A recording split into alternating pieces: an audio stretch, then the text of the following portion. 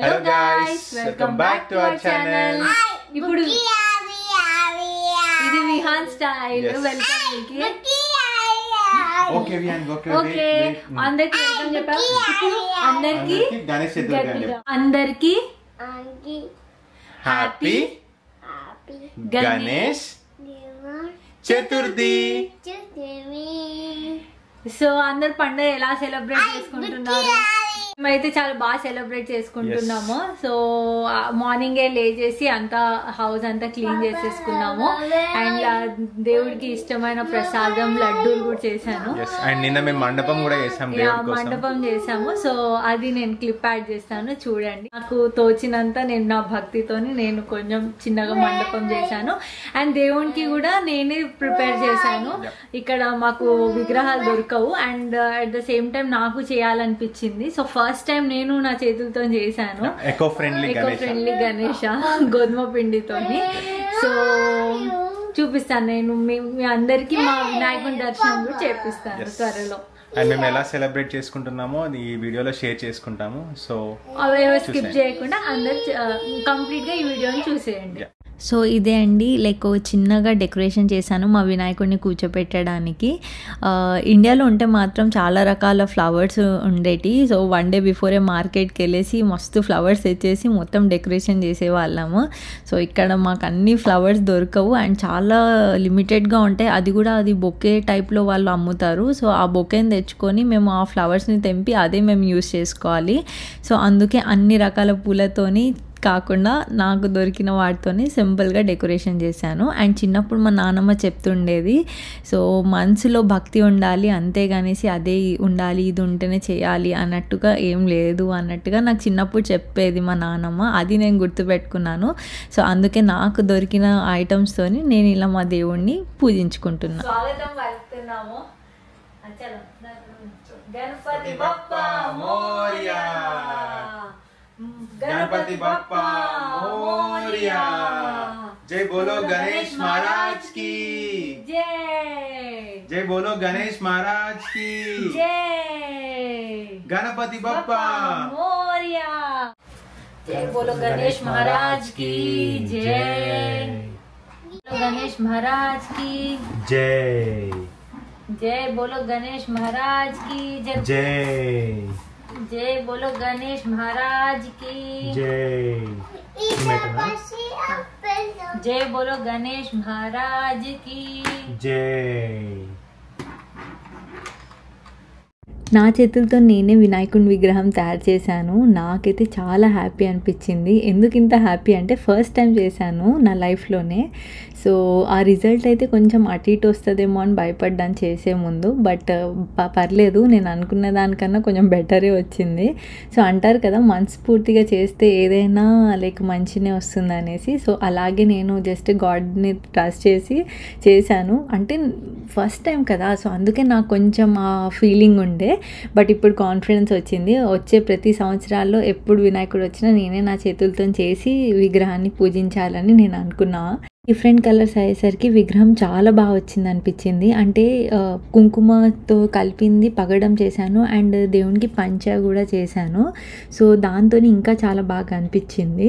And నా దగ్గర ఒక చిన్నగా లైక్ స్టోన్ వర్క్తోని స్టిక్కర్ ఉండే, సో అది స్టిక్ చేశాను పగడానుకున్న పంచకి. అండ్ నెక్స్ట్ వచ్చేసి నా దగ్గర సిల్వర్ బ్రేస్లెట్ ఉండే, సో అది జంజనం లాగా వేశాను. అండ్ నెక్స్ట్ వచ్చేసి ఐస్కి మిరియాలు పెట్టాలి కానీ నా దగ్గర మిరియాలు లేకుండే. సో నేను ఏం చేశానంటే లవంగం ఉంది కదా, సో దాంతో స్టిక్ చేశాను. సో ఇంకా రియలిస్టిక్గా అనిపించింది. అంటే దేవుడి కళ్ళు ఓపెన్ చేసి చూస్తున్నట్టు అనిపించింది. ఫైనల్గా బొట్టు పెట్టేసి పూసల హారం వేశాను. సో ఇలా నా దగ్గర ఉన్న ఐటమ్స్తోని నేను చేసుకున్నాను. సో దానివల్ల నాకు ఎంతో సాటిస్ఫాక్షన్ అనిపించింది.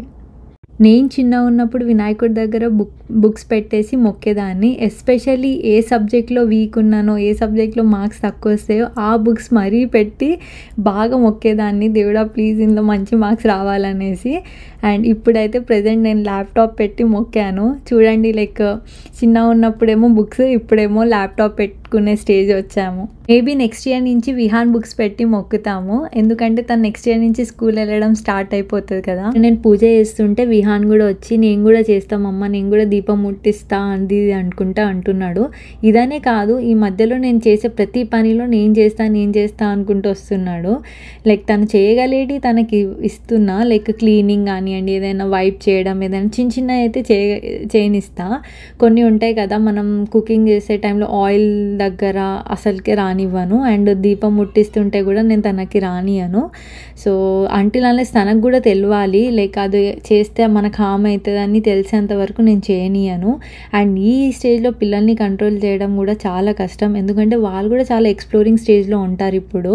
సో అందుకే లైక్ తనని డైవర్ట్ చేయడం కోసం పృథ్వీ కూర్చొని దేవుడి పాటలు పాడుకుంటా, దేవుడి గురించి చెప్పుకుంటా, సో అలా తనని డైవర్ట్ చేస్తున్నాను.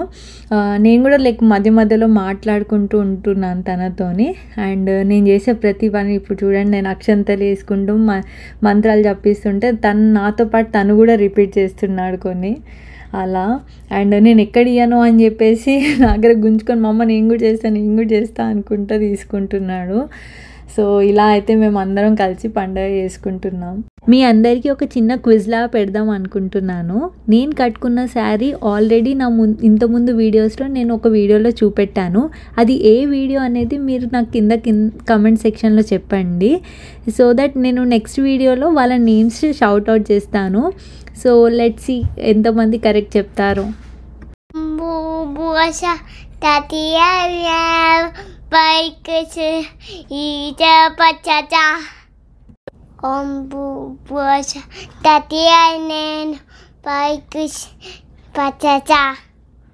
సో ఇక్కడ విహాన్ గాయత్రి మంత్రం చెప్తున్నాడు. ఐ హోప్ మీకు అర్థమైంది అనుకుంటా.